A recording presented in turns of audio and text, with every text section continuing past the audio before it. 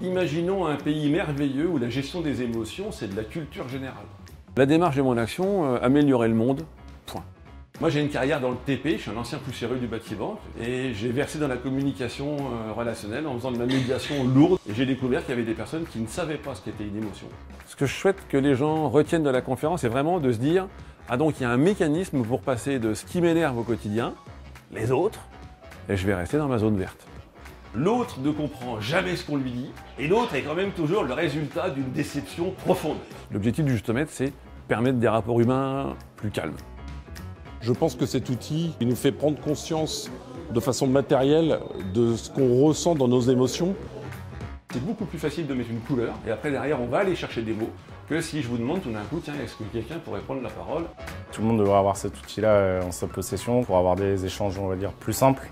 Avec Justomètre en famille, les parents et les gamins sont formés. C'est vraiment un outil qu'on peut utiliser tous les jours, que ce soit dans la sphère professionnelle comme dans la sphère privée. Les retours des parents qu'on a aujourd'hui sont unanimes. Les gamins communiquent plus qu'avant. Ça a été ta journée? Non, là je suis ici, je vais descendre. Ce moment de partage, c'est très important. On sent que vraiment, il a envie de transmettre. 1, 2, 3. Mais est-ce que c'est vraiment grave? C'était nul, on va recommencer. Si je dois résumer en un mot, prise de conscience. Constructif. Abnégation. Incroyable.